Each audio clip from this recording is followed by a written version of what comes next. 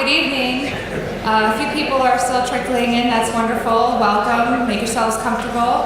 I'm so glad that you can be here tonight for our event. Just going to take one moment to introduce our speaker tonight. Dr. Harry Rye is with us. He's completing his residency at the University of Michigan in psychiatry and opening a private practice this coming July, where he will operate as both psychiatrist and psychotherapist. He will offer an approach that is collaborative and open-minded and, of course, evidence-based. Dr. Rye grew up in southeastern Michigan. He went to Dakota High School, and from there, Wayne State University for both undergrad and medical school. So there will be ample time at the end of his talk for Q&A. So please take note of anything that comes up in your mind during his talk, and then we're going to really encourage that open dialogue in the second half of the evening. So please help me welcome Dr. Rye.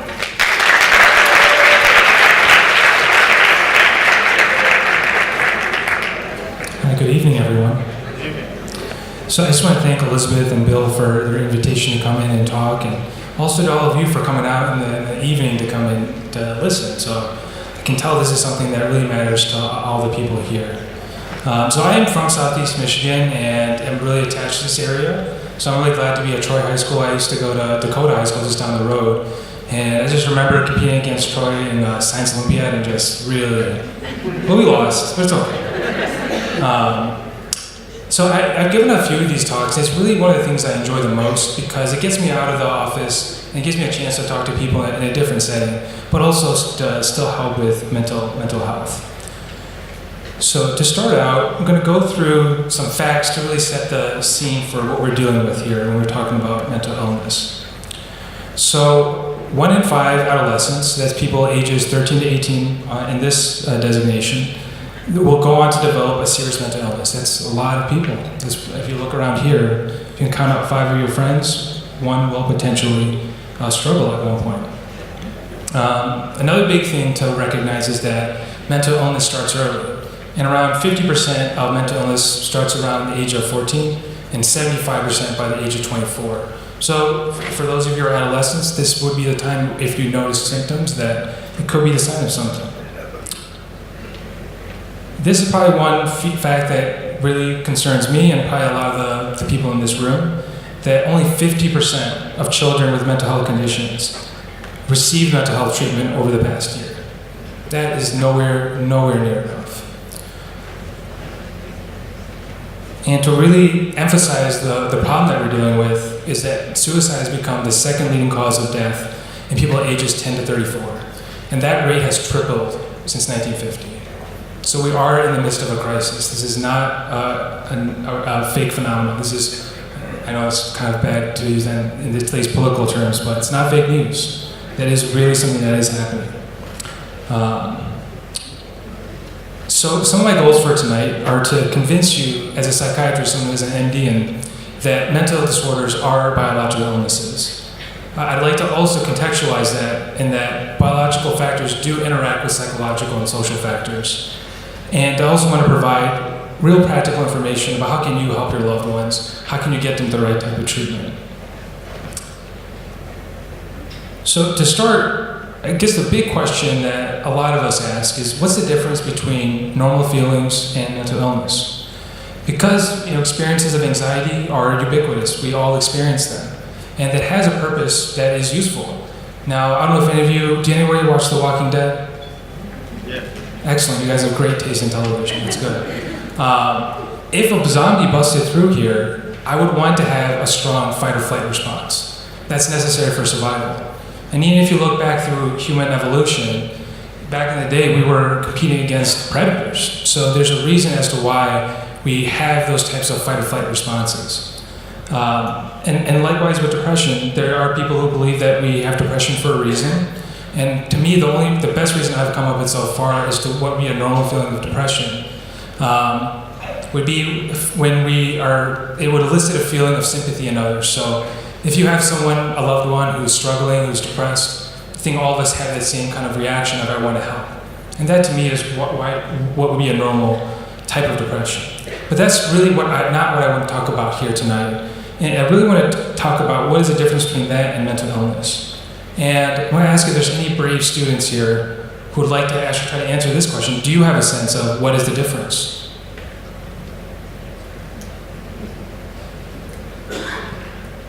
Bueller? Well, that's all right. I guess the main thing I think that most of us can agree upon is that it has to do with function. So we all experience some form of depression or anxiety, but when it stops you from participating in life, when it stops you from being able to function in school, when it stops you from being able to go to work, when it stops you from functioning in relationships that matter to you, that's when we might be dealing with an illness as opposed to feelings. So, like I said, depressive disorders, those would be things that severely impair people from functioning in school, at work, with friends, family. And these are symptoms that also are prolonged. So they last not for a day or two, not for several hours, but these are symptoms that go on for weeks to months. And some symptoms that you would see when people are depressed are feeling down, sad, hopeless, cranky, not enjoying things that they used to, sleeping too much or too little, feeling tired, having no energy, sometimes feeling guilty for no reason or excessively guilty about things, forgetting things and feeling confused, physically actually moving slower, acting restless on the flip side of that.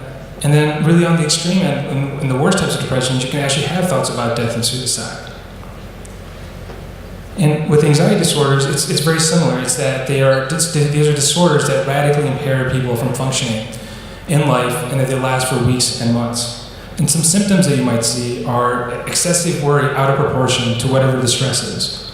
Feeling restless, sweaty, your heart racing, going fast, butterflies in your stomach. I was having a little bit of that just now. Can't talk straight, feeling scattered, feeling tense all over, not being able to fall asleep or stay asleep. And then really when anxiety becomes at its worst, it's when it leads to avoidance. And that's when you avoid going to school if you think school is stressful for you, or you avoid going places or doing things that are anxiety-provoking. But oftentimes those are the things that you really want to do.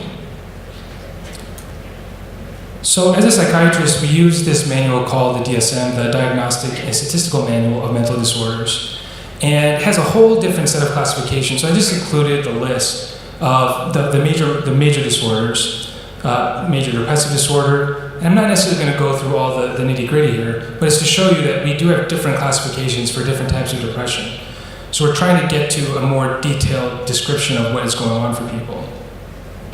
And, in common, public understandings that we sort of look at the DSM as a Bible. People think that psychiatrists look at the DSM as a Bible, like, okay, I have to go by this list and I have to check off all these criteria, and if not, then it doesn't fit. But I think Tom Insel, who's actually the former director of the National Institutes for Mental Health, the largest organization doing psychiatric research, and he describes it well, and he says it's been described as a Bible for the field, but it's at best a dictionary. It creates a set of labels, and the strength is reliability. Each edition has ensured that clinicians use the same terms in the same ways, but if the weakness is its lack of validity, and it doesn't necessarily fit an individual. And he ultimately agrees that we need to do better. So we are actually advancing our classifications and to include more of a scientific understanding. But this is definitely one lens that we use. And I guess I want to sort of go from here to understandings of the clinical world is what's potentially happening biologically. And obviously I have a biased answer to this question, is that I think that yes, that mental disorders are biological illnesses. And I'm going to go through some different types of evidence for that. For me, actually, one of the strong reasons as to why I believe that mental illnesses are biologic are that they've existed throughout human history. We haven't had the same descriptions for depression or anxiety in the past, but these are things that are within our genetic code. So the oldest description of depression I found is actually for an ancient Assyrian emperor. I'm totally going to butcher the pronunciation, so I apologize if anyone actually knows how to say it correctly. But Esarhaddon was the emperor during one of Assyria's golden ages. He's actually one of their most successful emperors. Fascinating story. I don't want to go off on too much of a tangent, but it's like straight out of Game of Thrones. Like his brothers killed their father, it was a betrayal, he had to go get an army and take back over. It's fascinating. Extremely successful individual. And when you look back through historical records, there are descriptions of him as a child being very anxious, very wound tight. He suffered from multiple autoimmune disorders and struggled. And there's evidence of him being ill and sick as a child, and also suffering from depression as he went into older age. So these are actually from his actual journal. So this is him describing one of those periods of depression. He says, "My arms and feet are without strength. I cannot open my eyes. I'm lying prostrate, face down." And there's also descriptions by at that time they believed that a lot of these issues were coming from demonic possession. So there's evidence from his exorcists trying to get him out of what looked like a depressed state. And there's in a letter in which he talks to the emperor, he says that good advice is to be heeded. Restlessness, not eating and not drinking, disturbs the mind and adds to the illness. In this matter, the king shall listen to his servant. And that's really some of the actual advice I give a lot of my patients as well, which is that, you have to eat and drink, you have to regulate your behavior in order to get out of depression as well. So it really might be the earliest form of psychiatric intervention.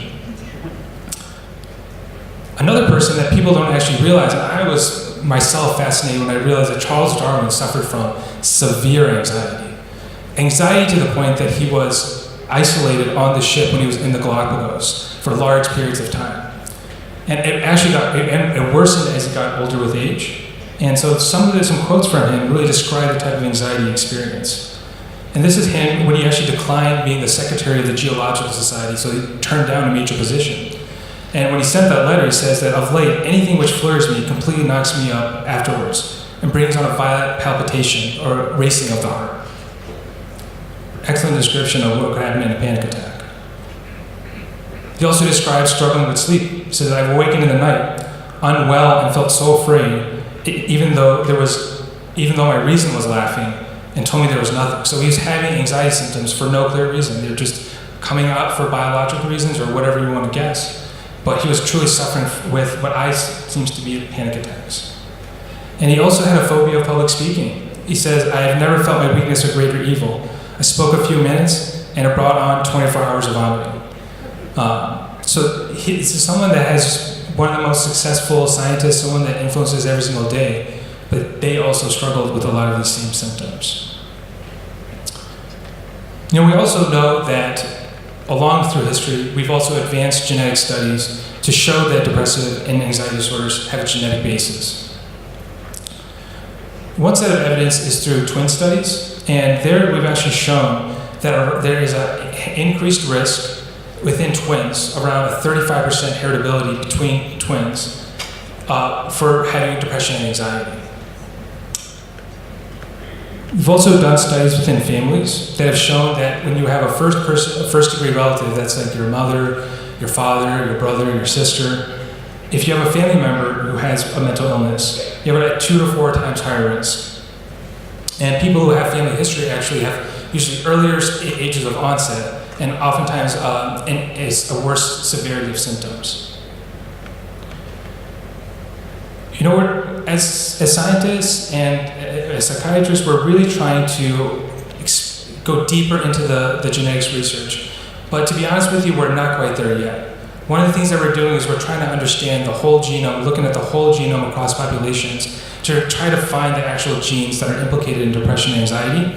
But as of today, we are still looking. And there are so this is a promising area because it could help us to create stratification for people who are at high risk, people who are at middle risk, and people who are at low risk. But one other area of genetics research that's quite fascinating is called epigenetics. And that's how the experiences of life cause our genes themselves to change and how we express it's how we express our genes changes. And a really excellent example of that is well understood and well founded has to do with the hypothalamic pituitary adrenal axis, or the HPA axis. So this is one of your body's mechanisms as part of the fight or flight response and other phenomena as well. But essentially what happens is when your brain detects threat, it detects some major stressor, it causes a cascade to be released from the hypothalamus through the pituitary to your adrenal gland, and it releases this neurohormone called cortisol. So what that does is that has a variety of different effects on your immune system and of different effects throughout your body, and it basically primes you for stress, primes you to react. Over time, though, as this cortisol gets released, there's a feedback loop to the brain that shuts it off. So after a while, in the average human brain, it's going to only produce cortisol for so much, and then it's going to shut this off. But in epigenetic studies, they've shown that people who suffer from early life stress, trauma at a young age, that there's actually excessive methylation of glucocorticoid receptors. So the receptors that are in the brain that are detecting this don't actually get expressed as much for people who have early life stress and trauma. So what does that mean? That means for them, when they have the experience of cortisol being released, the brake is not activated. So you have excessive amounts of cortisol being continuously released. And this is a finding that we have seen recreated over and over. So we've known for a long time that when people have higher levels of inflammation, that increases their risk for depression. And you can actually induce symptoms of depression by giving people pro-inflammatory medications. Like, I'm trying to remember one. I don't want to misstate it.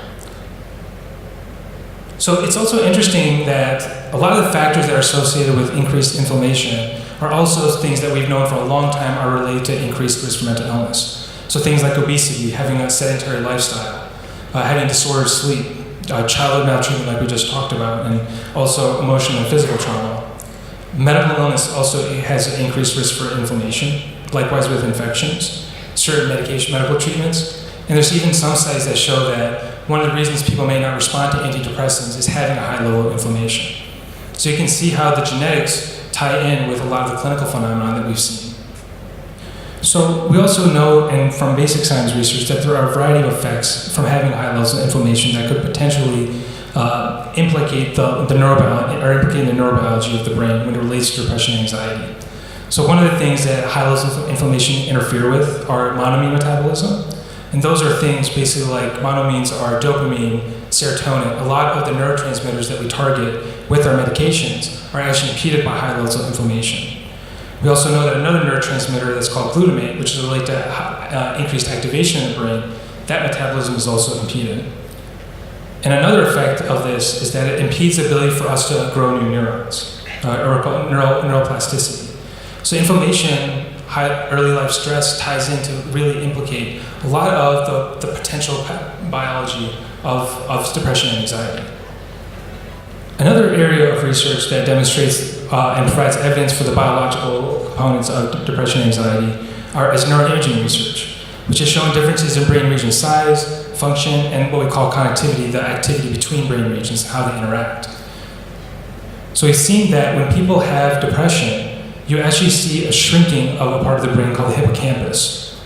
Now, is there anybody here who would know what the hippocampus is for? Oh, yeah, exactly. Very good. Very good. Troy is doing great education. But yeah, so the hippocampus is related to both short-term memory and long-term memory. And when people are in a severely depressed state, you actually see atrophy of the hippocampus. We also know that when people recover out of a depression, that you can actually see the hippocampus grow back. So this is not a permanent phenomenon. It's something that you can reverse through treatment, through therapy, and a variety of different interventions. Another brain region that's really associated with depression and anxiety is called the amygdala. Now I'm going to go for gold here. You have to know what the amygdala. Excellent, excellent. So she's exactly right. It's for the fear and the aggression center of the brain. And what we see in people who are depressed and who are anxious is that this part of the brain is more active. And it would make sense that when they experience fear, it has a higher response than you would see typically. And we're going to revisit the amygdala when I talk about a particular type of therapy called DBT. So keep this in mind. And another area of research that we're continuing to progress in is functional connectivity. And one of the difficult things in studying the brain is it's infinitely complicated. And we still don't fully understand how the brain does higher order processes. So we've isolated things like the motor cortex. We know where some functional parts of the brain are. We're starting to understand the emotional centers of the brain. But now neuroscientists are trying to understand how do brain regions interact. And what they've actually shown is that in a particular set of regions called the default mode network, there's increased connectivity. And this is the part of your brain that has to do with self-reference, has to basically do with the concept of the self.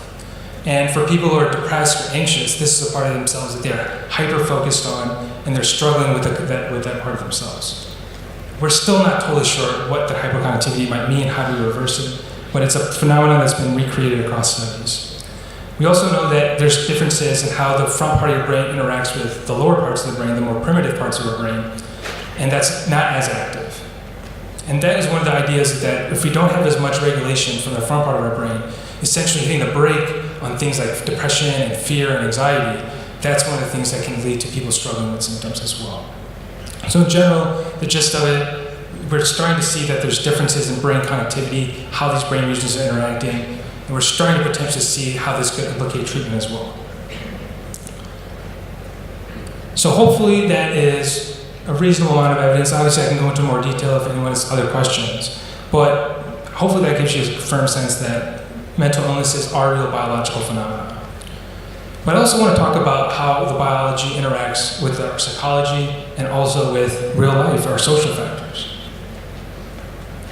Before I go into that though, I do want to take a brief moment. I don't know if there's any physicians in the room, but I think they would all agree with me that all medical illnesses actually have biological, psychological, and social factors. Things like cardiovascular disease, stroke, diabetes, all of these illnesses have these three components. And I think most physicians, in an ideal world, would be able to treat all three, but most of us end up getting focused on the biological.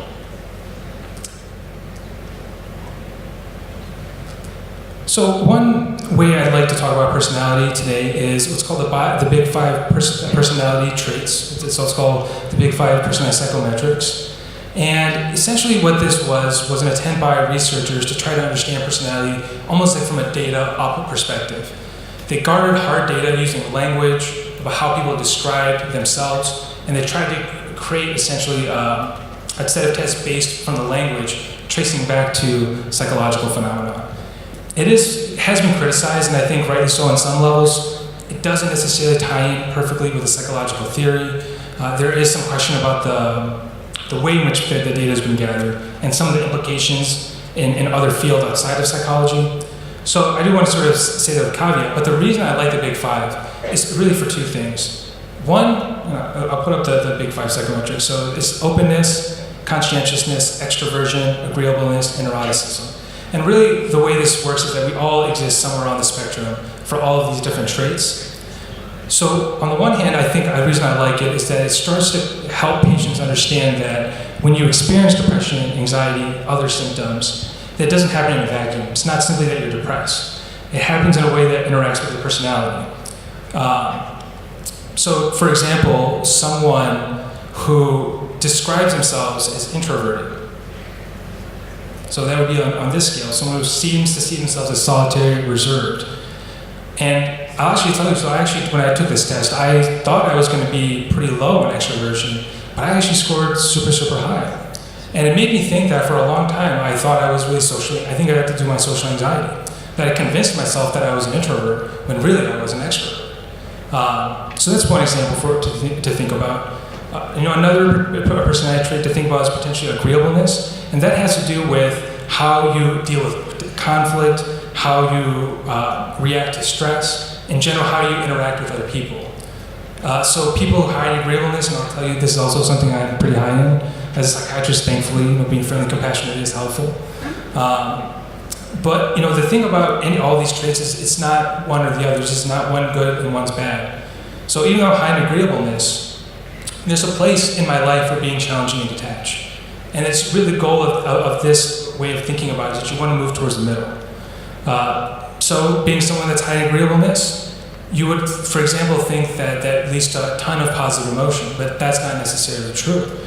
People high in agreeableness oftentimes can feel easily taken advantage of and actually react more strongly and aggressively than somebody that was lower in agreeableness. And it has to do with whether or not they were standing up for themselves, asserting themselves. So I actually work a lot, when I have patients with high agreeableness, we do a lot of assertiveness training. So again, this is something that is much more complicated, much more deeper, and really beyond the extent of what I can talk about in this talk. But I also wanted to briefly talk about the psychological impact of trauma.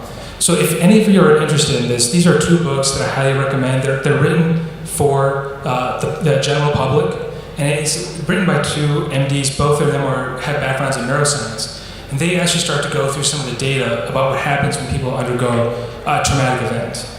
So one of the things that they've actually shown is that the Body Keeps Score is a really excellent title. Because what Ambassador Van der Kolk has shown is that when we treat trauma, one of the methods we can actually use is to actually understand our body and to understand how did a trauma actually find itself into our physical self. And it can come out in a variety of different ways. Some people have a lot of restlessness and they'll shake their legs a lot. That can actually be a remnant of the trauma. And one of the ways you can treat that trauma is to actually help them take control back of their body and have a reverse back effect on the brain. But we definitely know that trauma has a major impact on people's psychology, how they feel secure, safe in attachments with friends, with family, and it tends to have a major impact for many years until it's actually addressed, brought out, not avoided. So like I said, there are many, many other psychological perspectives to consider, ones that I don't necessarily have the time to go through in detail, but there are two treatments that I'm going to talk about a little bit later, cognitive behavioral therapy and dialectic behavioral therapy.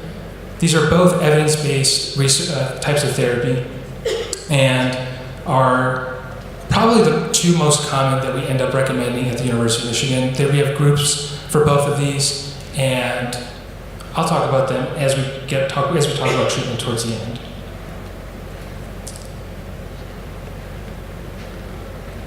So again, we're talking about biological, psychological, and I also want to talk about some of the social factors.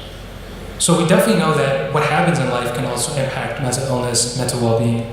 And what I included here are what we found so far. This is a meta-analysis which looked at across studies what were the most common, highest impact changes in people's lives that led to mental illness, led to difficulties. And so one of the most common, and that is, I don't think it comes as a shock, is death or serious illness in a loved one. I think that if anyone's had that experience, they can definitely relate to that, the feelings of feeling down, that weight. But if, again, this is something that for somebody who went through previous trauma, how they experience the death of a loved one could be completely different from someone who hasn't experienced trauma or has a different psychological profile. We also know that divorce, marital difficulties, these are major, major triggers for mental illness. Legal problems, incarceration, a lot of these are actually fairly intuitive. Having a major illness or medical illness of your own is also is a major, major contributor. Unemployment, financial problems. Having a chaotic, unsafe, and dangerous home life. That definitely wraps in a whole different set of phenomena. This includes things like drug use, lack of supervision at home, abusive relationships that undermine people's self-worth, and then failures in relationships, failures to achieve romantic relationships, but this also can include things like friendships. So this is a question I get asked a lot, and so does excessive social media use worsen mental health, mental well-being? And kind of put it to you short, it's yes. And there's not necessarily a ton of data that I have to back this up. There's been a couple of studies that I was able to find that did look at, in a select group of people, this was around, I believe, a population of 40 teens and their parents, and parents were able to rate how intensely their teen was using social media, and it correlated with the higher level of social anxiety, of depression. And I can just tell you that working with teens, working with even young adults, freshmen, college students, I've definitely seen a major change in my patients who I've encouraged to cut down the social media use. Now, in reality, I have an iPhone in my pocket. I'm not here to say that there's no role for social media, that you have to completely cut it out.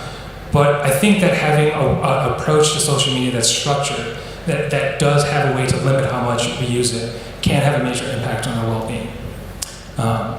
It's fairly intuitive. I think most of us can think about things like Instagram, how it causes us to sort of look at life through this false lens. People only show the positive parts of life through social media. They don't show the struggles. I just think it's just crazy. Even you think about Snapchat and Instagram, literally built into the structure itself is a filter. So you really filter the image that you're putting on the internet. So this is a little bit of the data, a little bit of my personal experience. But yes, I would say that excessive social media use does worsen mental health. So to kind of go into my last point, I think this is probably what a lot of you came here for, is to really figure out how do we help? How do we help our loved ones? And also I want to talk about how do psychiatrists help? What is the role that I actually play in helping our loved ones? So the biggest question that I think most of us would want to be able to know is how do you tell if it's really bad and that somebody needs professional help?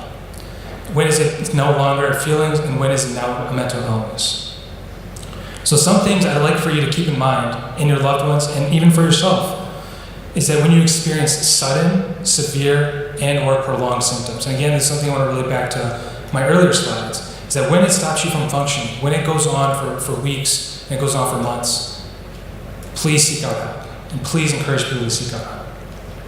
If they're starting to fail at school, work, and other areas of life, they withdraw from people who care about them, and this is something that for me is one of the biggest signs I look for.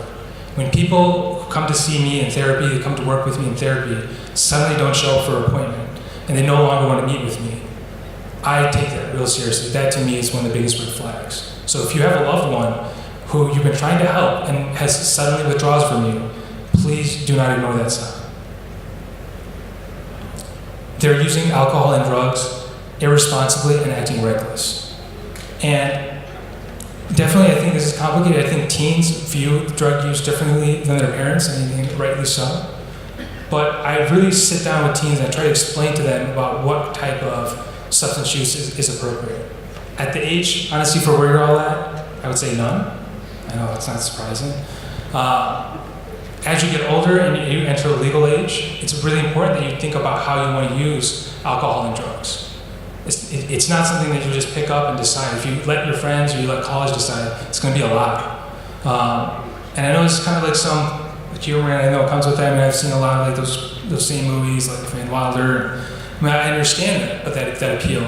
But I also want people to also recognize that this is also from a perspective of when someone's doing really bad. If you have a loved one that's suddenly using a ton more alcohol, you smell alcohol in their breath, or they show up intoxicated to an event, these are major red flags. They express feeling hopeless and worthless. This to me is like one of the lowest areas of depression, when you no longer feel any self-worth. And when after that is where we can also say that we lead to worse thoughts, instead of the thoughts you don't want to live anymore and having suicidal thoughts. So suicide is probably one of the biggest areas of research, with the greatest emphasis of training for me throughout residency. So I really want to give you real practical advice tonight about what can you do to help. So I included the National Suicide Hotline. So please, if you don't have that number, and if you feel like it would be useful, please put this number into your phone.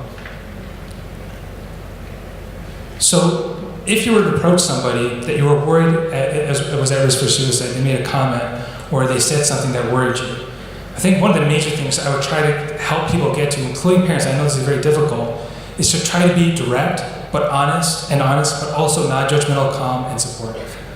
Yelling at people, accusing them, is understandable. And I understand, I have loved ones myself, and for them to be in struggle, I would have a very intense reaction on what to say to them and what to help them right away.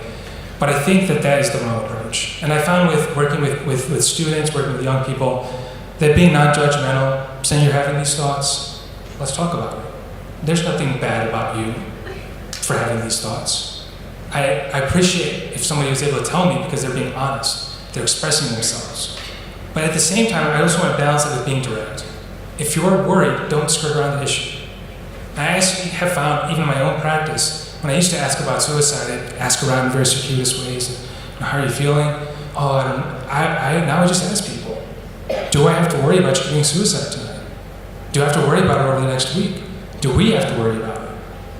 And it's having that kind of honesty about it can destigmatize it and actually get people to get the help that's related to it. So another thing is, I know it's kind of obvious, is that reaching out to them and asking how they're doing. I think think that when someone is first struggling, this is naturally easy to do. Like I said, one of the effects of depression when people are feeling depressed is it elicits sympathy within us. But after a while, that sympathy starts to wane. And particularly when someone you're trying to get help is refusing help, it can burn you out. So I would actually really try to remind people that if this is someone that you're worried about, get support for yourself so that you can support that person. And if it's something that you're trying to do on your own, do not do it on your own. Reach out for support for yourself. But don't stop reaching out and asking how they're doing. Because when people lose those connections, when they lose a sense that the people that love them no longer care, that's when they attempt suicide. It's one of the times. I don't want to also simplify that either. And there are times when people also attempt suicide, even despite this as well. So I also want to be humble in the face of that as well. Advise them that there's professional help out there. Hopefully you can take away some of the things from this talk and let them know that we are exploring what's going on in their brain, that we're trying to understand why it is that they're struggling, why it is that the way that they're feeling. And if there are therapists, there are psychiatrists, there are a whole set of mental health professionals out there that both want to and can help them. I'll also put in a plug for all my high school counselors as well. These are people that are also trained in therapy, that are also trained in helping students get the help that they need and keeping them safe. So I always say tell a teacher, tell a parent. I'm not sure if they have a peer-to-peer program, I don't know exactly what that would be called here. But if you have a program like that, reach out for support, make it a community. Do not tackle it on your own. And this is actually like a big point. So if you remember nothing else from my talk, actually please remember this last point. So if you're worried about a loved one and they have a therapist and they have a psychiatrist and you're worried about them attempting suicide, or you feel that there's information that that therapist or a psychiatrist is not getting from your loved one, like say they're drinking every day, and you feel like that they might not be telling their mental health professional, we've actually created an exception in the law for, and so normally people's patient privacy is held to the highest standard, but we actually have created a caveat slightly for mental health. Now, essentially, if someone, so obviously if you have a loved one that's signed a release of information, I can talk freely and without any reservations. That's an actual legal document that the patient signs. But if they don't have that, I actually just had this experience 2 days ago. So basically what happened is I had a patient's mother call. There was no release on file, but she was basically saying, I'm worried about my son, here's some concerning signs. So I called her back, and basically what I told her is that, look, my name is Dr. Rye, I work at the University of Michigan. I can neither confirm nor deny that this is a patient of mine, but as a mental health professional, I'm happy to hear your concerns. And I don't tell them any detail about that person's case. I don't go into what medications I'm giving. But the reason we go through all that is because I want to be able to receive information. So I can receive information, and even if I don't tell you that I'm this person's psychiatrist, I am actually listening. And so in this person's case, I could not have helped my patient if his mom hadn't called me. And because of that information, I reached out to my patient, scheduled him, and I won't go into the details of it, but now he's in the hospital getting the right kind of care that he needs. And that would not have been possible if his mother hadn't contacted me. And I know it's scary, I don't necessarily also want to encourage parents and other loved ones from interfering in the treatment of your loved ones. So people deserve, teenagers, all patients deserve privacy in their therapy. They deserve to have a place where they don't feel judged and they can talk openly and not worry about it coming back to their parents. So I sort of want to say all this with keeping that all that in mind. But if you have really important information, please reach out and let that person's mental health professional know. Another thing about suicide, and I'm not trying to make a political statement here at all. I believe in the Second Amendment, I honestly do. But there is an exception here that I really want us to think about. And it's that in the world of suicide prevention, we have not done a good job of reducing suicide. Like I said, the rates have tripled in young people since 1950. And we've continuously tried to understand what interventions reduce risk for suicide. And there's honestly been only one that's consistently across studies, across cultures, that's reduced people's risk for suicide, and that's access to firearms. So if you have a loved one that you're worried about having at risk for suicide, you need to restrict access to firearms. If you can get those guns out of the house, give them to a friend, another family member, absolutely do that. And I'll tell you that when I have families come through the psychiatric ER, this is a mandate. This is not something I negotiate about. Because if you have a team that's telling you that they're suicidal, I mean, tell you the easiest way to kill yourself is with a firearm. And if you look at the number of people that die by suicide, I think I have to look at the numbers, but if you look at in terms of its lethality, gunshot wounds are easily 15 times as high of a rate of increasing risk for suicide as the next other type of way to attempt suicide. I don't want to go into the specific types. But just know that firearms are just so vitally important. So I'm not telling you to get rid of your guns, I'm not saying that. But you need to either get them out of the house or you need to lock them. You need to keep the ammo separate from the guns. You need to make it difficult for this person to kill themselves. I'm being very blunt about that for a reason. So a lot of parents want to know about, at University of Michigan, we have this thing called the Psychiatric Emergency Services where people come in for emergent evaluations. And if people are at risk for suicide, we do what's called a suicide safety plan. And so basically what it is that we try to think about what is it that triggers the suicidal thoughts, what can we do to help, and I want it in black and white. I don't want any guesswork. I want to know exactly what phone numbers to call, all that kind of stuff. So for each individual, you try to understand what their warning signs and precipitants are. You can refer back to my last slide about that, what were their warning signs. So isolating or increasing their alcohol use, those would be particular warning signs to each individual. You secure and remove lethal agents, firearms. If someone's saying they're going to overdose, you restrict their access to pills. And then you also want to help people develop a sense of what can you do to cope with this on your own. What are actual psychotherapy tools that you can use to help yourself go from a place of being suicidal to a calmer place where you're no longer feeling that way, or at least that you can stay safe. The other thing that we also want to help people with is who do you go to, where do you go for support? And these are not necessarily people that you need to tell that you're suicidal, but these might be a friend that you're very close with, and when you talk to that person, it lifts your mood, and you can just forget about things for a while. That is incredibly, incredibly important. And really, the last line of defense are the professionals who can help. So if you're in a crisis, where do you call? Do you call 911? Do you have access to the suicide prevention hotline? If you were in the Ann Arbor area, if you have a loved one who's attending University of Michigan, they can also call the Psychiatric Emergency Services directly and get help. And they're going to be really happy with all the phone calls you're going to get now. But this is basically staffed 24 hours a day, 7 days a week, 365 days a year by a trained therapist, usually a social worker in training, and there's always a psychiatrist also available to talk. So I actually would recommend, I've been generally, I try to be wary of apps. Now, if you look at the world of mental health apps, there's hundreds of thousands, it feels like, and it's hard to know which ones are good ones. This is one I actually support. It's free. I have no stock in it. I promise I have no secondary gain here. But it goes through in a very nice, clean format, the form of the suicide safety plan that I just talked about. So identifying the warning signs, developing individual coping skills. And it's for iTunes and Android. So I guess the question also is, what do psychiatrists do exactly? Being MDs, what are we doing when we meet with patients? One thing we try to help with are lifestyle changes that can help with depression and anxiety. So things like improving one's diet. And so there's many different ways to go at this, but I think my general rule is I want you to have energy throughout the day. I want you to intake things with high nutrients. And in general, avoid things that are high in added sugars, high in a variety of, or just in general, trying to get you back to as much of a natural diet as possible. Now, particularly for teenagers, for college age students, they look at me and they're like, okay, yeah, I'll do that.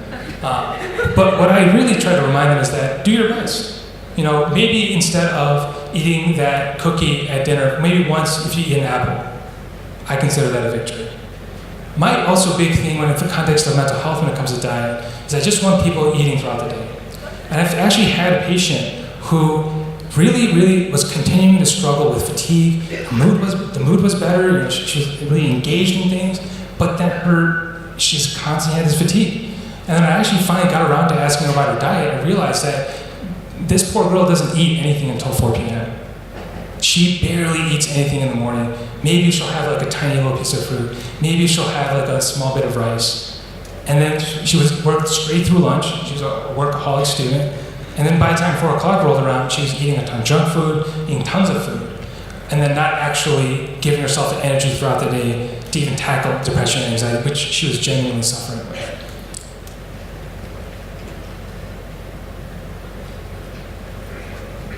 So another major lifestyle change I like to focus on is exercise as well. So getting people up and going, there's actually a lot of evidence supporting aerobic exercise as having an antidepressant effect. And I'm actually going to talk about a therapy in a moment that really ties this in about how we can change what we do with our body, we can change our behaviors, and that can have a downstream effect on our mood as well. But there's a ton of data, tons of research supporting this. Sleep, oh gosh, this is so key, and it's so difficult, honestly, to work with patients on this. I struggle with it because, if you actually think about a natural sleep cycle for an adolescent, they really naturally don't go to sleep until midnight. They're not really messing with you. They really generally, our adolescent mind does not want to go to bed between probably midnight, 1 a.m., and ideally we want to wake up between 9 and 10 a.m. But I think that, I'm not sure what it was like but here for school, but when I was in high school, class started at like 7:20 or something. It's crazy. Is it still? All right, they're not listening to us. But that is definitely something that is a struggle. Certainly when you're in high school, it's a little bit outside of your control, but I've actually found that it's a bigger problem when people go to college. Because now they're on their own, they can stay up as late as they want, they can sleep in as late as they want, they can skip classes. I know parents, they don't skip classes, but 100% they do. I did, to be honest. But it's really important that you try to find a regular sleep pattern because the studies around maintaining a regular pattern of sleep following a set regimen has an incredibly important effect on depression and on anxiety. Again, another thing I'm going to tie in with sleep is sleep hygiene. And that's basically how do we improve our sleep behaviors. It's a whole area of therapy that I won't necessarily get into, but I'll give you one sort of like high-yield point would be, how many of us use your phones in bed? It's not good, y'all. It is not good. And they've definitely shown that what happens even when you're using the apps like Flux or those types that change the color towards more of a orangish color, those are theoretically helpful. I actually haven't found any data that says they make a difference. But that would be one big change that if you can make is to set aside your phone. Don't use it in bed. Even if you need to use your phone late at night, physically get out of your bed and to use your phone. And so just try to only use your bed for sleep. And I'll actually give you another example. I kind of feel like I'm talking a lot about myself. So sorry for coming across as narcissistic or anything like that.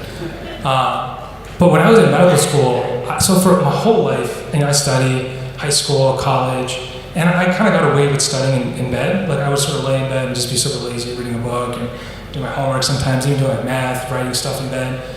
And it never really affected me until I got to medical school when I was doing that like a lot of hours each day. And for some reason, I just couldn't fall asleep. I could not fall asleep when I would, and I thought maybe it was something about anxiety. Med school's hard, which it was. But what I found out was I was actually mapping out study behaviors onto being in my bed. And so I completely stopped that. I shifted entirely to working at my desk and had a major change in my sleep. So that's just like a one small example of how important sleep can be and how easily it can get disrupted by our behaviors. Stress management. We'll talk about different therapies that we can use here, but in general, I like to tell people that stress doesn't take care of itself. You have to work at it. So when you're stressed, don't ignore it. It's not going to go away. You have to address and think about what is it causing the stress and come up with a solution that works for you. And another big one is social life. And I know this can be fairly evident, and I'll also even tell some of the high school students that it's easier, actually, I think, to maintain a social life in high school because you're stuck together all those hours. You're here all day. When you go to college, when you grow up, you're going to have to work at maintaining a social life.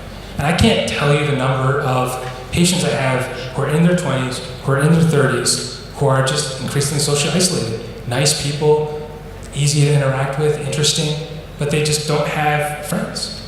And I would tell you that is one of the easiest ways to end up in a place of feeling depressed and anxious, no matter what kind of life that you live. So I mentioned that there's going to be two types of therapy I talk about.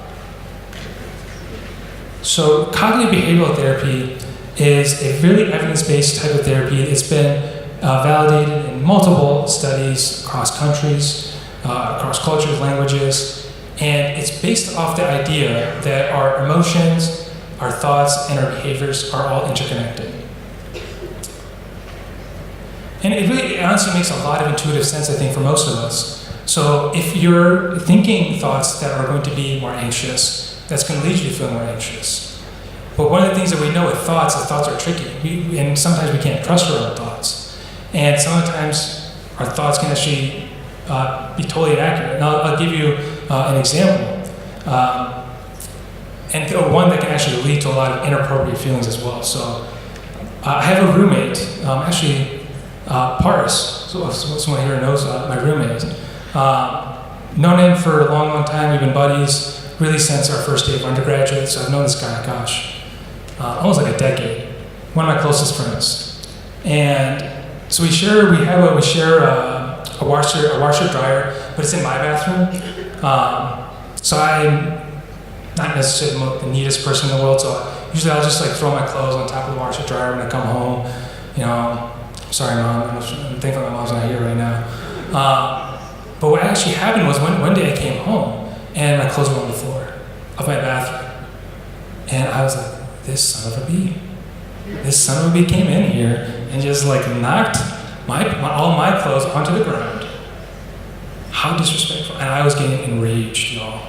I was mad. I literally felt my heart rate pick up. I felt like the flesh in my face. And I was ready, like when this guy comes home, I am gonna just ream him. But, I figured, you gotta practice what you preach sometimes as a psychiatrist. So I tried to get myself to a calmer state and said, maybe that didn't happen. Maybe I'm being irrational. Because I know for me, one of my sort of tendencies is sometimes I overread into overthinking what other people are thinking. And that gets me into trouble. So maybe this is an example of that. So he came home, I said, yo, what happened here? And he's like, oh, I'm so sorry. I put it on the counter, it must have fallen off. And I was like, oh gosh, thank goodness I didn't say something. Because this is one of my closest friends. I don't want to get in a fight with him unnecessarily. But you can see like how this trick of my mind, this sort of natural tendency to lead to a negative thought in this particular pattern, led me to emotions that were not helpful, that were not useful in that moment. And thankfully we're still roommates, everything's good. Another part about CBT is about behaviors. And it's about how do our behaviors relate to how our emotions work. So I talked about exercise on the one hand. So when you do exercise, when you're doing what we call behavioral activation, that is one of the things that can break someone's depression. But it also works the other way. And there's actually an interesting study that they did back, I think it was like in the 60s. It's totally unethical to do this kind of thing now, but they used to get away with all that kind of stuff back then. But they did a psychological study, and I think it was with like a bunch of grad students, because it's probably the only population that could get to do this. Only population desperate enough. But they participated in a study where they basically forced them to isolate themselves in a room by themselves for an entire weekend. They had a bathroom, they had food. There's nothing like they're starving. They had all of everything that they needed. They could have, at that time there wasn't internet, so they had books. I don't know if you all have heard of those books. And what they showed was that I think it was around 90% of the people who participated in the study, by the end of it, were having symptoms of depression. They were feeling low, they were thinking hopeless thoughts, their sleep had gotten thrown off. And it really shows you that behavior of depression can actually precipitate a depression as well. So when I notice for my patients that they're doing behaviors that are going to cause them to worsen their depression, I try to help them out with that and help them change that. And likewise with behavior, avoidance is a big thing for anxiety. So a lot of people struggle with social anxiety, truthfully. It's one of the most common illnesses that we see, but I've really only ever seen social anxiety become a major problem, impairment in someone's life when they start to avoid social settings. Same thing for people who have phobias. I'm scared of flights. I actually have a flight tomorrow, and when I think about it, my heart rate picks up, I get anxious, but I don't have a phobia of flights. Phobia would mean that I can't get on that flight. So one of the things that we really help people who have anxiety do on the behavior perspective for CBT is to challenge that avoidance through things like exposure therapy. And exposure therapy is basically where you gradually work up somebody to the stress that they're having. So if somebody, has kind of phobia, is kind of a way to understand. So for planes, maybe the first exposure is to look at a picture of a plane. Maybe the second exposure is to close their eyes and visualize getting on a plane. Maybe the third exposure is to have them do like a flight simulator, fly a plane. And then really the biggest exposure and the one that means the most to them would be when they get on that plane and they live their life. So that's kind of CBT in a nutshell. There's a lot more to it. There's a little bit more theory that goes into it, but that's generally what we're trying to do when we're using that model of therapy. Another big type of therapy, in particular I would say for adolescents, one of the most common type that we end up recommending is called dialectical behavior therapy. And so what dialectic means are when two things that are seemingly opposite can both be true. I both love and hate my career. Or I both feel hopeless and hopeful. These are things that you're like, well, those are opposites. But in reality, for an individual, they can both be true. You can be hopeless and still feel hope. You can feel depressed and you can still feel meaning in your life. So it's about, the idea is there that you want to hold things that are seemingly contentious, seemingly opposite, and question maybe that both of these things can be true. And it has 4 components that really, I think, explain how the therapy ends up playing out. So probably the main component of it and what undergirds the whole therapy is mindfulness. And this is really a term that we're seeing a lot more in, I think, in our general society, but it's the idea that we want to live in the present moment, that we want to focus our mind, we want to direct our attention to the present moment, not live in the future too much, not to live in the past. And there are a variety of different types of mindfulness. Things like yoga, meditation, there's meditation apps, things like Headspace, Calm, these are really popular ones. But there's a whole different sets of ways you can go about mindfulness. And it's really its own school of therapy in and of itself. But the idea of DBT is that we want to help people regulate their emotions, we want to help them improve their relationships with people, and the first step to doing that is being in the present moment and living there, because it's going to make it real difficult to change that if they're living in the past or living in the future. Another big component of DBT is interpersonal effectiveness. And this is something that I would say that we generally sort of think, oh, teenagers can really struggle with this. But I have to tell you that I'm not sure if we ever really grow up out of this. Because as we get older, we also can have struggles with our relationship with others. And so what DBT tries to do is have a sense of keeping relationships steady, not having too many cutting off of relationships.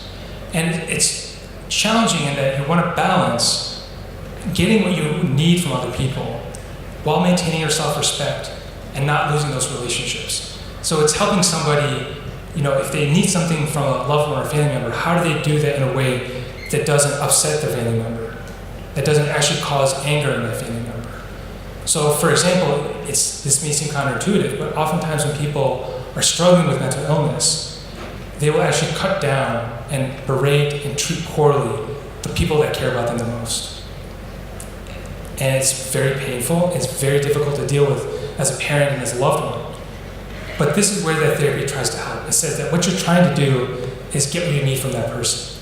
And the way that you're going about it is not helpful. It's going to cause you problems. It's going to cause you problems in the workplace, it's going to cause you problems in relationships. So how do you talk to others in a way that gets what you need from them, but you still maintain your self-respect? You don't have to just do what everyone else tells you. You can still maintain your dignity and get what you need. Emotion regulation, and this is a big area of DBT, the idea that we want to reduce emotional intensity. That when we have these big waves of depression or anxiety, at the extreme end, if you're having a wave of suicidal thoughts, how do we bring our how do we regulate our emotions and we bring them back down? A variety of different techniques for that too. And kind of one of the most important things is how you deal with impulsivity. There's a section called distress tolerance. So again, this therapy is kind of targeted towards a lot of people who are struggling with suicidal thoughts, impulsive behaviors, things like cutting as well. And so how do you help them reduce that impulsive desire to do something like that? And what kind of things can you put in place and to substitute for those and deal with that crisis? What are healthy behaviors? And actually, like one that I'll tell you, this is kind of like a little bit out there, and one that I thought was really interesting when I found it in the manual.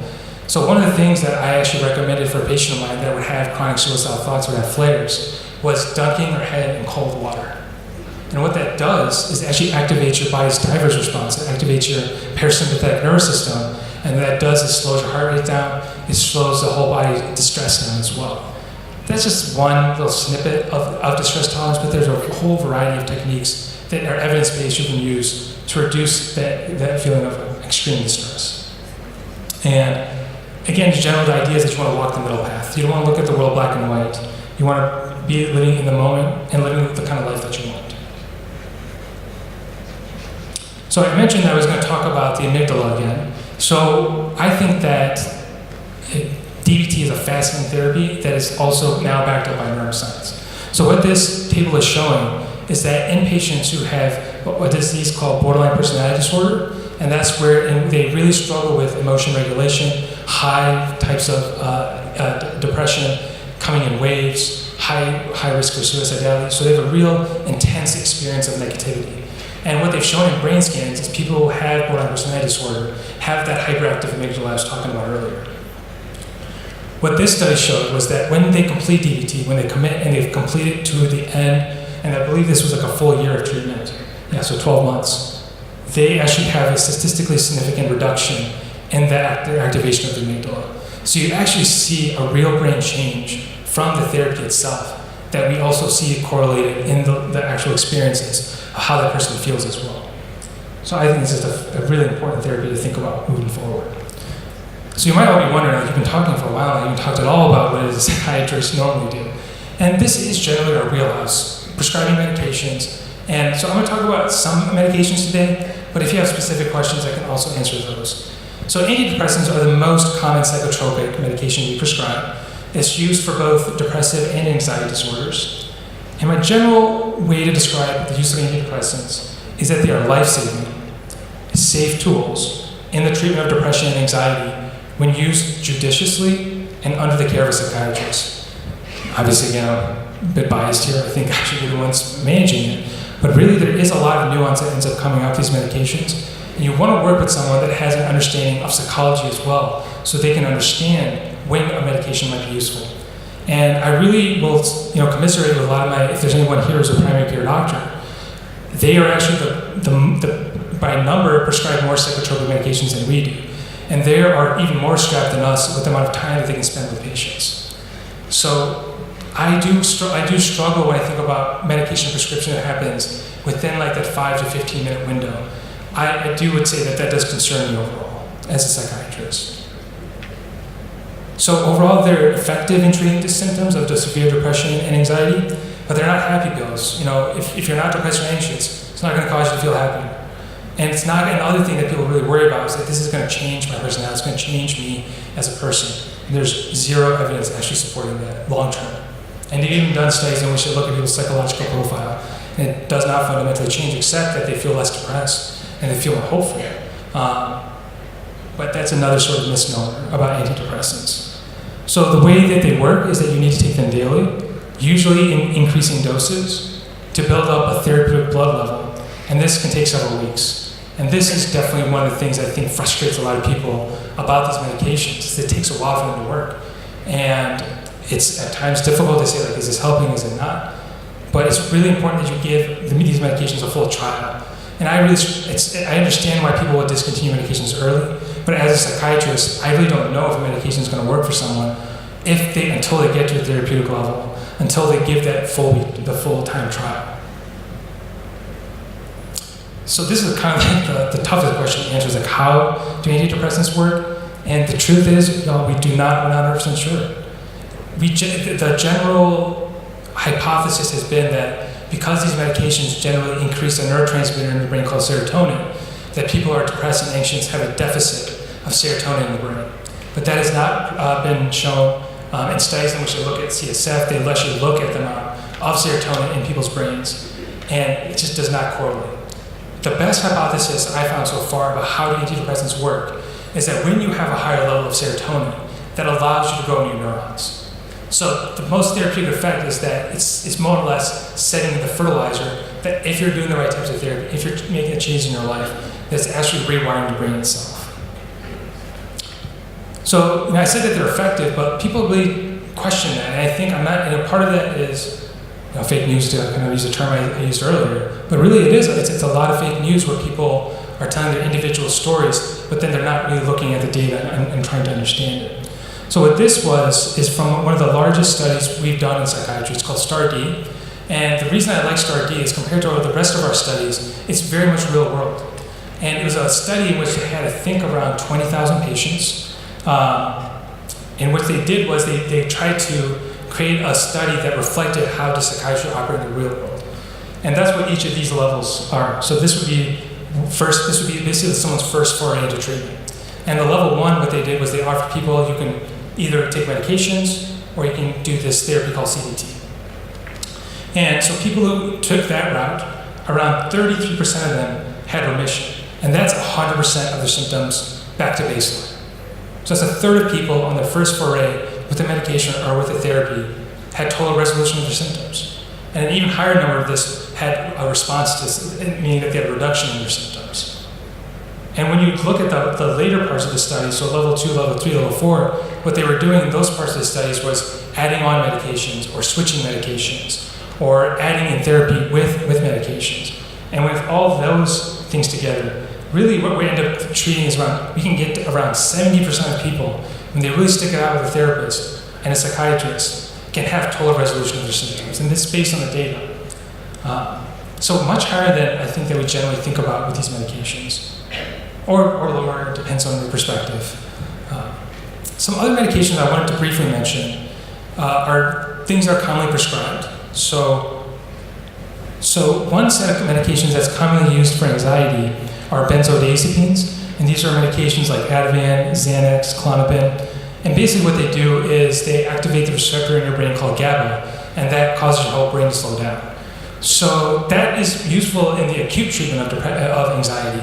So if someone is having a really severe panic attack, and you really want to make it go away in that moment, you can give them one of these medications, and obviously depending on its pharmacology, how quickly onset it is, it depends. So I find that it really useful when someone is having such severe anxiety that they cannot function, that they are really at their final wit's end, and I need to get them to a lower level of anxiety. I think it's very safe to use these medications, but for a short term. And there are a lot of studies now that are showing that these are addictive medications. You can become dependent on them. And if you think about just naturally, if you're hitting the brake on your brain, the body naturally wants to go back to homeostasis, and naturally it starts to hit the gas in response to having your brake hit constantly. And for a lot of people, when they try to come off of these medications, that's what they'll describe, especially when they've been using them for a long, long time, is that they have this massive surge of anxiety. And they're not wrong. They're being very honest about what they're experiencing. So I'm a little wary of these medications. I think they have a lot of risk of dependence. There's even some studies that are trying to indicate that it increases your risk for Alzheimer's and other types of dementia as you get older as well. Another set of medications I want to talk about briefly are antipsychotic medications, which have a really scary name. And when used at super high doses, they are used to treat illnesses like schizophrenia. But in people who have depression, you can really even use them at low doses and can have what's called an augmenting effect to people's symptoms of depression and anxiety.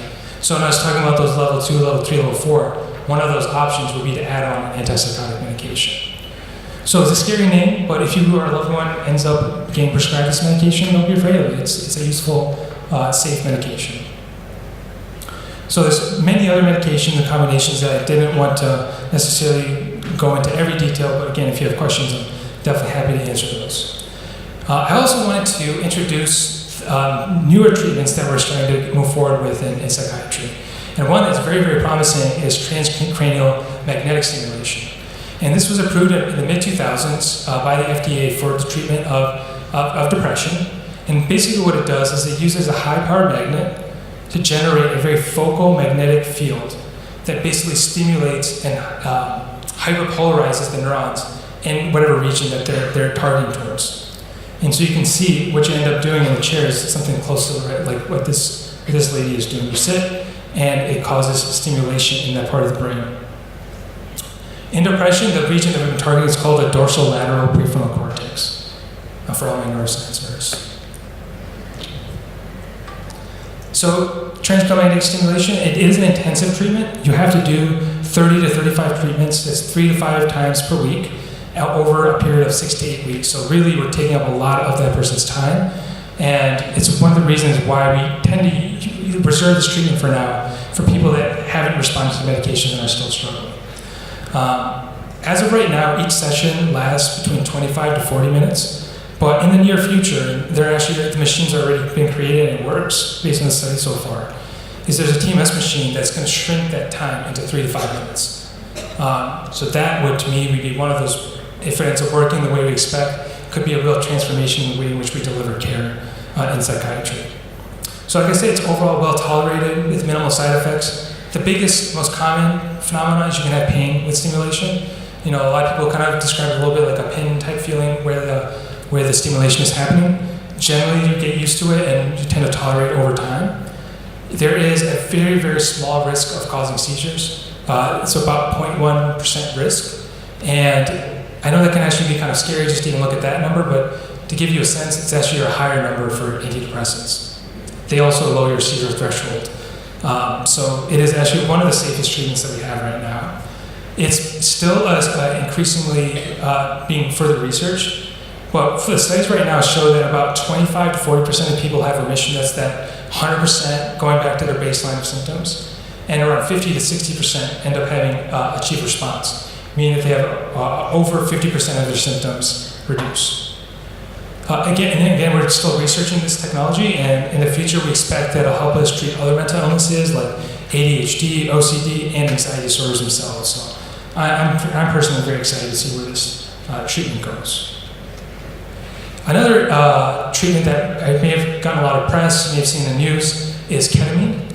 So ketamine is an anesthetic that we've had along for a long, long time. It's been commonly actually used in the pediatric population for when kids would need to be acutely anesthetized for a procedure. And what they showed, and it was really just happen chance finding for someone who was receiving IV ketamine, was it led to almost instantaneous reduction of symptoms. And this is pretty much the only treatment I've seen so far that has that promise. So what you see is a rapid antidepressant effect when you use sub-anesthetic doses. So you don't actually need to knock somebody out in order to provide them ketamine. You give it to them at a dose in which they're still awake, but they can actually have a little bit of dissociation, kind of like an out-of-body experience.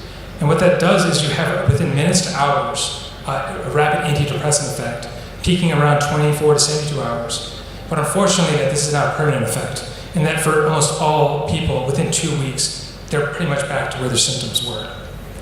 So it's promising in that it can rapidly treat symptoms of depression, and most notably suicide ideation. That could be very, very much a life-saving treatment down the road.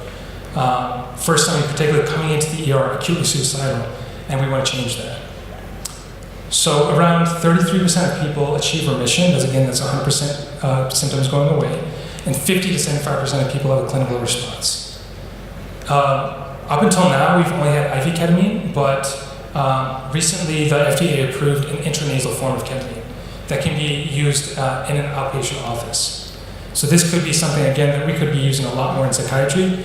But I have to say, personally, I'm a little wary of this medication still. I want more data, I want more research done on it, because we don't really understand how to extend this effect beyond those 2 weeks. And so how do we do a maintenance treatment for somebody? Does it mean that every single 2 weeks for the rest of their life we're going to be providing them ketamine? I don't know how I feel about that. We also don't know that will this effect continue if you keep giving people ketamine over years and years. And ketamine itself it's a drug of abuse. People use it to get high. And again, we also prescribe things like Adderall, so we are not afraid to use medications that can be abused. But I'm still wary of this because we don't know how it's going to play out yet. So promising, but just not quite there. So to kind of conclude, I wanted to put up this slide. These are celebrities that we've lost to suicide over the recent years, and I actually picked people that were really personally meaningful for me. I absolutely loved Robin Williams growing up, and to have him his death occurred that way he did. It was tragic. Avicii, I don't know if anybody here likes electronic music. I was a big fan of his as well. And in general, when we talk about mental health, mental illness, we really tend to focus on these losses, and for good reason. It's because it's painful and it hurts, and we want to talk about it so that we can get help. But I think the problem we've come to is that we tend to focus on this part of mental health. We look at the time when people don't make it through the mental illness despite their struggle. So I actually went and these are actually also celebrities, but these are celebrities that are either alive or lived into old age who also struggle with mental illness and have now, or recent years, been more open about it. So people like Brooke Shields, she suffered from a severe postpartum depression. This is Charlize Theron. She suffered from OCD and early childhood trauma. That's Michael Wallace from the former CBS News anchor. He had multiple times in which he had suicidal depression. J.K. Rowling herself had suicidal thoughts, for everyone who reads Harry Potter. So, this list can go on, and I'd like to put this up there and to remind people that although we do lose people to mental illness and suicide is a major problem, I also want us to look at the other side of that coin as well, and what's possible when people are able to persist through their mental illness and still live and participate in life. So with that, it's my bibliography, and I'm open to take questions, and I really hope to have a good back and forth.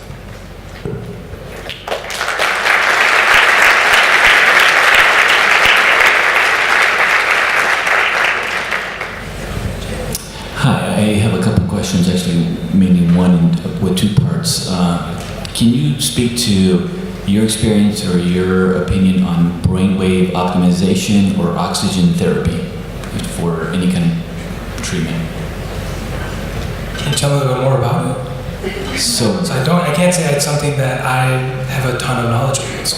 Brainwave optimization, the way I understand it, is trying to have the brain mirror itself through sound waves in trying to heal itself, or through creating new neural paths in healing. And what was the second half of what you said? Oxygen, kind of oxygen therapy, like. Okay. So I can't speak really to the second half of that, the oxygen therapy. That's not something I've heard about. But one major area of kind of where neuroscience and therapy meet is what we call biofeedback. I'm not sure if that's necessarily what you're talking about, or neurofeedback too. And that's basically in which you help people use different signals to change symptoms as well. So, for example, you could have somebody, like an old type of biofeedback was when they used to hook up people to a pulse ox, and they would have them go through different stressors. And then what people would see is that their pulse goes super high. So what those therapists would actually do is say, let's focus on your pulse and let's bring it down. And they've also done that now actually in some types of neuroimaging as well. So I was talking about that part of your amygdala that lights up. So they've actually shown people that scan and says like, okay, focus on reducing that part of activation of the amygdala. And that's actually correlated with symptom reduction as well. So I'm not sure if that fully gets at what you might have asked, but one of the things I will say as a psychiatrist I've learned is to always be really open-minded, to be open to new perspectives, because we really need help to treat mental illness. So I appreciate that question. Hello. As parent of teens, like what are the early symptoms that we can determine they need professional help? Like I understand they have the stress in schools, they change the schools, new friends, everything. But what are the early symptoms that we can understand as parent? Right. It's hard to answer that question because I find that it's individual specific in terms of specific symptoms.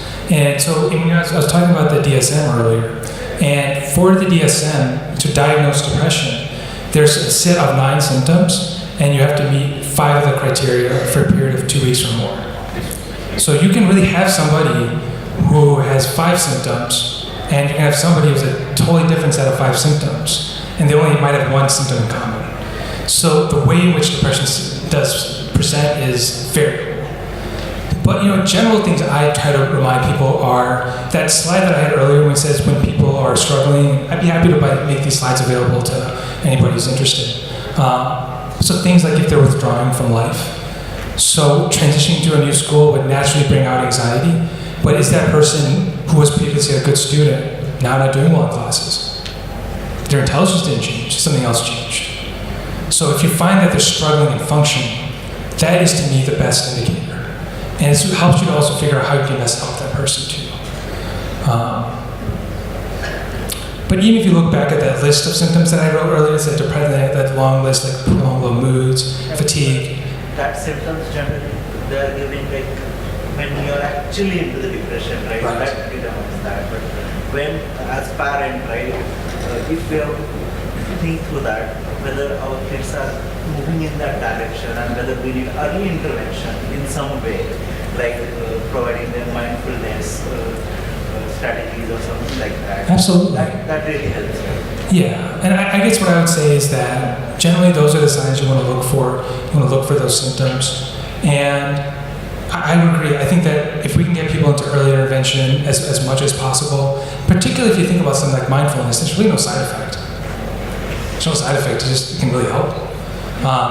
But I do think that's why the questions of medications need to be done judiciously. Because I don't always know whether or not someone needs a medication right away. And maybe I'll do therapy with them for a while, and it just doesn't seem to be moving forward despite their best efforts. That's to me like when medications and other treatments are helpful. But did I answer your question? Yep. Okay. Is the magnetic stimulation therapy that you were talking about, is that the same premise as like ECT? It's a great question. The short answer is no. And the reason why, it's related in that they're both neuromodulatory treatments. They're both trying to directly intervene on the brain and use electrical workings of the brain to change its function. But what ECT, I'm not sure if anyone's heard of it, it's also called shock therapy, electroconvulsive therapy, is when we have people under anesthesia and you induce a seizure in the brain. I know it sounds really frightening, and we reserve it for people who have like the worst type of depression, where they've tried every other type of treatment, and then we go to ECT. So the way the ECT works ultimately is it's causing seizures in the brain, causing whole electrical firings throughout the brain. And how that antidepressant effect works, we're not totally sure, but the way TMS works is a little different. Is it causes seizure, this kind of an adverse effect. But what it's trying to do is actually induce specific hyperpolarization within the dorsolateral prefrontal cortex. Because we are theoretical, because I don't know if you remember that slide earlier which I showed the functional connectivity, is the idea is that we want to change the functional connectivity and enhance the ability for the prefrontal cortex, the front part of our brain that makes us human, have greater regulation of the rest of the emotions. It's a phenomenal question.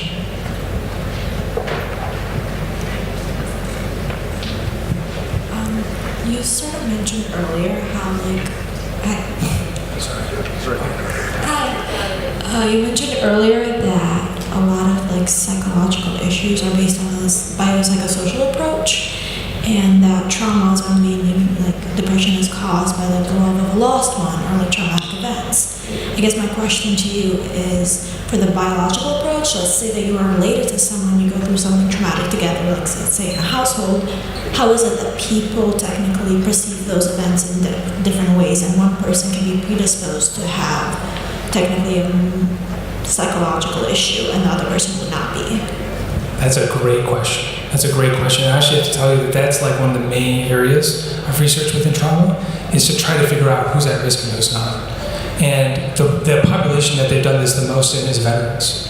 Because we know about PTSD and we know that within the veteran population, the suicide rates, all of those things. The short answer is that it's a lot of the things that I've talked about. So things like having early life stress, early life trauma, increases the risk of, if you're re-traumatized later on, that you'll be at higher risk. Not having close or early paternal attachment, that's also something that's been related to having a higher risk for a worse trauma as well. I'm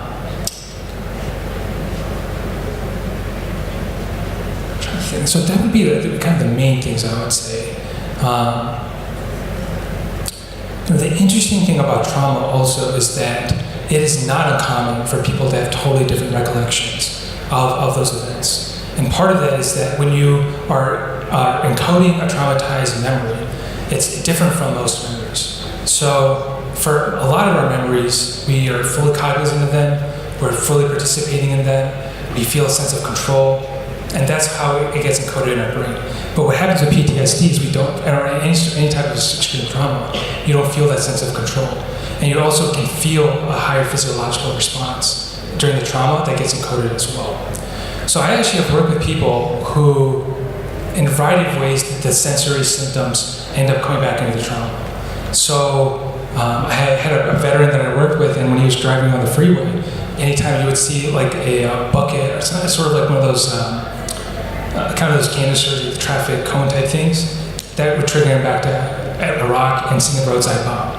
And it was like that visual image. I've had other people where it's actually a smell that will bring them back to the trauma. If there's like a sexual trauma, even like certain like types of cologne, that kind of thing, that can actually be triggered as well. So the short answer is we don't know exactly why, but I can say that for me, and this is a little bit my sort of personal work in working with people in therapy, is I try to get them to get back to a locus of control. And that's what a lot of Judith Herman's work is about with trauma, which is that you want to help that person either in the present moment if they're being traumatized to get a sense of control, but even to look back over what was going on and to reformulate it from a perspective of either you're helpless and you don't have control and we have to work with that, or what kind of control can we reinstitute now? Because that's really where trauma, I think, manifests into PTSD. I'll give you an example. I had a patient that recently had, I won't go into much detail, but had a really negative experience on a psychiatric unit that was traumatizing and was starting to show symptoms of PTSD, was having flashbacks, was having nightmares related to it. And the way I went about it was I really empowered him. I said, if you feel you're mistreated, here are the mechanisms about what to do about it.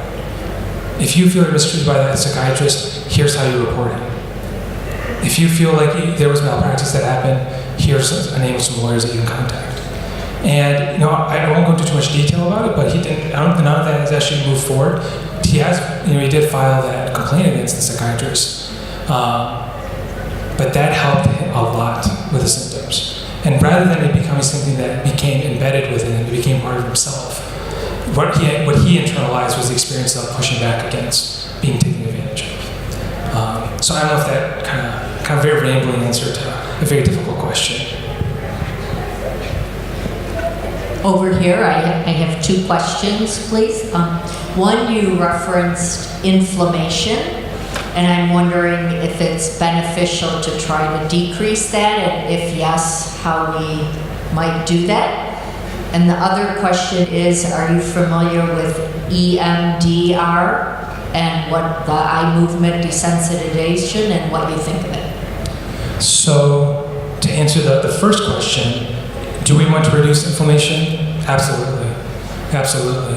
But I think that for as of right now, using anti-inflammatory medications to reduce inflammation may not be the best course. Because those would basically be things like Motrin, and these have negative effects to your body. You can't take them long term without hurting your kidneys. But so things like omega-3 fatty acids, that is something I commonly actually recommend to people, and there's separate studies that show it does have antidepressant, anti-anxiety effects, not to the same effect of an antidepressant, but it certainly helps. And it has great effects for your heart health and a variety of other body potential benefits. But a big thing I actually emphasize is lifestyle changes. So all of those things that I listed on that slide of lifestyle changes are anti-inflammatory. Proper sleep reduces inflammation. Exercise reduces inflammation. Eating a healthy diet, staying away from things with artificial substances reduces your body's inflammation. So many ways to go at it. To answer your second question, I'm not an expert in EMDR, so I don't necessarily want to sort of presume that I have all about it. But my understanding of it is it's eye movement desensitization therapy. And basically what it has is a type of trauma therapy in which people you help them revisit their trauma, they rethink about their trauma, but they do a technique in which they do eye movements to desensitize that experience. So a little bit I was talking about was like the body going to the mind. This is kind of the mind into the body, which is that we actually want to reverse that experience of trauma from using this technique. But it is very much in the same school and evidence-based, and a lot of people benefit. So I have two separate questions. One is, can you comment on the comorbidities that come with depression, anxiety, and like cardiovascular disease and some of those other things? And then can you also comment on how when someone goes on antidepressants, do they initially may feel worse and more suicidal, and there's a very delicate period there before they get to the point where it's beneficial? Yeah, those are both great questions. So in terms of its comorbidities, the main ones that come to my mind would be substance use. That's probably like the most prominent that I see, is when people are depressed and anxious, they often self-medicate with a variety of different substances, from marijuana to alcohol, you name it. Along with that, there are also studies now that are starting to show that having severe depression and anxiety, even moderate forms of it, increase your risk for having MIs, they increase your risk for having strokes, they increase your risk for a lot of autoimmune illnesses as well. So things like hypothyroidism are also intimately related. That was a little bit chicken or the egg. It's hard to say whether or not the hypothyroidism also relates to depression as well. And so what was your second question again? Depression medication, you go down. Right. Okay, thank you. So one of the phenomena that we actually see with the antidepressant, I'm actually glad that you brought that up, is that in young people, particularly people below the age of 25, when you start them on an antidepressant, you can actually see an increase in suicidal thoughts. Not necessarily worsening depressive symptoms, but that one particular phenomenon can increase. And you're all probably wondering, like, okay, great, psychiatrist, I'm going to take a medication and increase my suicidal thoughts. But even though there is that phenomenon, the studies also show that you can have an increase in suicidal ideation. But they also show that being on antidepressant caused less lethal suicide attempts. So being on these medications led to less people dying by suicide. Even though there is some evidence that says there is a statistical significant bump in suicide ideation and even some self-harming behaviors. But I always tell that to anybody I prescribe these medications to under 25, because if they notice it, I want to know about it. And there's different things you do about it. You either switch to a different medication, you ask them to lower the dose, and you go up more slowly than you were planning to. But it is absolutely like a well-known phenomenon. There's a black box warning on all antidepressants from the FDA for that exact reason. It's a great question. Hi. I have two questions. Is peer pressure cause for mental health? Second question is lesser social media exposure. Is that also a cause for mental health? Can you tell me a little bit more when you say peer pressure, what you might mean? I mean, the other person is doing something, so why am I not doing that? Is that a cause for some kind of mental health? I guess for me, the main things I would say is social isolation has a bigger impact on mental health. I can't say that, I know teenagers, please don't hate me for saying this, but, adolescents care a lot about what their friends think, and to be honest with you, I do too, I'm sure all of us do. But at that age, that sort of intensity of that feeling is high. So what your friends are doing, how your friends are feeling, it does impact how you're doing as well. I guess when I think about peer pressure, I think about things about unhealthy behaviors. So like if you're around a group of friends that are encouraging you to do things that are unhelpful, unhealthy, getting somebody out of that type of friend circle can be helpful. And so, what was your second question?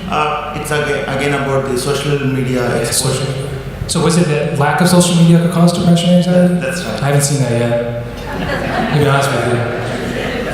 I'll take that risk. Well, I need one advice as to how do you explain someone the importance of sleep, because we know historically that the sleep is the best medicine for many of the mental health illnesses. How do we encourage them to? How do you explain this one to someone? I mean, we can ask them to look at videos, yell at them. But yeah, no, I mean, you're not wrong. There's actually, so I'll tell you, there's a technique that does help. So it's called motivational interviewing, and it's actually an evidence-based way to help people make healthy lifestyle changes. But it's counterintuitive to how appearing works. So you basically try to remove any agenda any particular things you want from that person out of your mind. And you really try to get at their perspective. You really have to sit in their shoes and understand why they may not be doing healthy behavior. And I've actually found personally that usually people have some good reasons. I mean, it's maybe as simple as that they've never done it before, but we need to respect that. They may be scared. They may need a little bit more direction about that too. But so if you're curious, I would read up about motivational interviewing, and that could be a way to help encourage some healthy lifestyle changes. Thank you so much for your talk and time. Do you have any recommended books or podcasts or any readable information for people whose loved one have depression, not for patient, but for family members? It's a great question. So if you're thinking about the perspective of trauma, I would recommend the two books I have on this slide. I'm trying to think, is there a podcast I've been listening to that would? I can't say if there's anything that's coming to my mind right now. So the two things that I can say from a psychiatrist's perspective that I can get behind. So Khan Academy, I'm sure you've all heard about it, it's awesome. Has actually some awesome sections about mental health. And it goes through even in more details than some of the neurobiology of what I talked about here today. So if you want like a really detailed look at it, almost like a scientific perspective, I would go to Khan Academy. And if you really want to go to even more detail from the science perspective, there's this group called the National Neuroscience Curriculum Initiative. So the website's nncionline.org. And what they are is like a group of psychiatry residency training programs that are starting now to actually take the latest neuroscientific research and translate it to the clinical world. And they have some awesome videos, awesome vignettes that you can go through as well. So in terms of kind of books, I mean, I love to read, so I'm trying to not give you all the books and be selective. If you're interested in CBT, so that type of therapy I was talking about for depression and anxiety, the most popular book is called Feeling Good. It's by a psychiatrist named David Burns, and it's been around since the 80s actually, but we still use it with patients. And it's very much like a self-help kind of perspective of how do I do self-help with CBT. And it can kind of start to show you about how therapy could be helpful.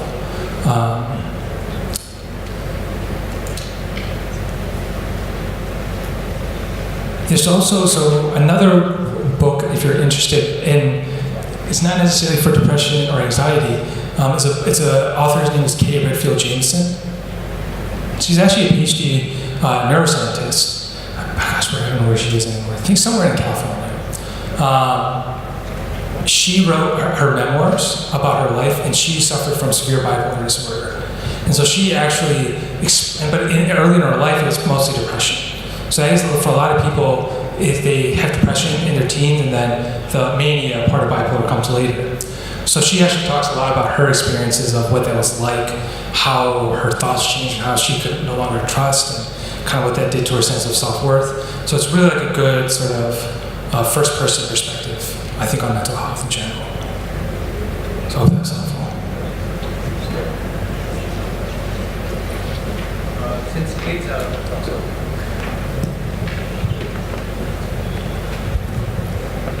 Since kids are on phone all the time, do you recommend some apps that could actually help them change their behavior? If you don't, let me know. I mean, I do think there are some apps that are out there that give parents control. I mean, is anybody else can help me out here? Is there an app that any parents using to restrict their kids' phone use? Yeah, Family Link. What's it called? Family Link. Family Link? Yeah, by Okay. Google. All right, you got Family Link. Download it. I was referring to mindfulness app or something. Oh, gotcha. Oh, absolutely. So the two most popular mindfulness apps are Headspace and Calm. I haven't really figured out which one is better. I think it really just depends on which one you like. I recommend downloading both and checking out some of their content. They have free content. But those are really, I think, really good apps. So I use Calm myself. So I'll just chime in here real quick. One of the downloads recently had, and maybe you've all seen it, everyone who has the iPhone, where it shows you how much screen time you had each day or each week. And there's some pretty concrete goal setting that can happen around there. Like, well, let's minimize our screen time for 3 hours this week, or whatever that might be. So, but that would be behavioral activation. Yes, if you have already assessed that you need to get your teenager some help, it seems like there's a slew of titles. You know, you could go from the school counselor, and then you could go and there are a lot of places you could call, get hotlines, and then you have psychologists, and you have therapists and counselors, and all sorts of different titles, all the way to psychiatry. Where do you start? That's a great question. So they kind of just create like some sort of like differences in all those different professions. So I'm a psychiatrist. Psychiatrists are medical doctors. We go to medical school, and because of that, we're able to prescribe medications. And in the future, also doing things like TMS. So that's the main thing that right now differentiates us from the other professions. I personally think that psychiatrists do best when they also do therapy and they think from a psychological perspective. So we do sometimes try to integrate that. But there are also psychiatrists that are very biological only. So you'll even see a little bit of variability within psychiatry. Psychotherapist is a very broad category with a whole different set of degrees, specialties that can be associated with it. But the general idea of it is somebody that's going to use talking, therapy,